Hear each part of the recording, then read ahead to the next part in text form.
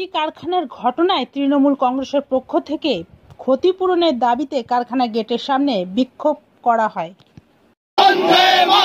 একটা নির্দোষ লোককে কেন মারা গেল? সিএসএফ জবাব দাও, সেল ম্যানেজমেন্ট জবাব দাও, জবাব তোমাকে দিতে হবে। Green Asansol, clean Asansol. খুবই দুঃখজনক ঘটনা। আজ সকালে আমরা খবর পেয়েছি পোল্ট্রি কারখানার ভেতরে, সেলের ভেতরে, মানে এরকম ঘটনা যে ঘটতে পারে এটা আমাদের কল্পনার অতীত। দুটো বাচ্চা ছেলে, ইয়াং ছেলে, তাদেরকে মারা হয়। তার মধ্যে একটি ছেলে মারা যায় এবং একটি ছেলে হসপিটালে মৃত্যুর সাথে লড়াই করছে।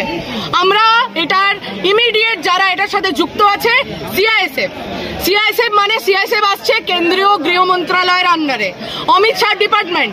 আমরা ইমিডিয়েট যারা এর সাথে যুক্ত আছে তাদের আমরা গ্রেপ্তারি দাবি করছি এবং যে ছেলে দুটো মারা গেছে তারা একদমই কম বয়সী ছেলে, তাদের জীবন শুরুই হয়নি এখনো, 24-25 বছরের ছেলে।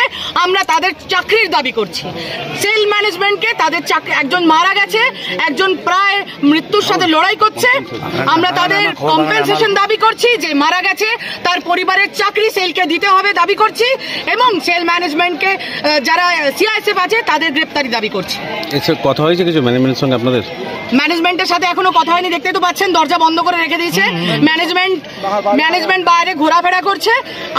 আমরা অপেক্ষা করছি একজন যে ছেলেটা হসপিটালাইজড আছে তার কি চিকিৎসার ব্যবস্থা হচ্ছে, আর পোস্টমর্টমে গেছে বডি, ওটা হয়ে যাক। আমরা ম্যানেজমেন্টের সাথে কথা বলবো। ম্যানেজমেন্ট যতক্ষণ না তাদের কম্পেনসেশন দিচ্ছে এবং তাদের চাকরির দাবি মানছে, আমরা সেল গেট বন্ধ করে রেখেছি, আমরা সেল গেট খুলতে দেবো না। বিজেপি বিধায়ক এখানে রয়েছেন, সেহেতু আন্দোলন করছেন।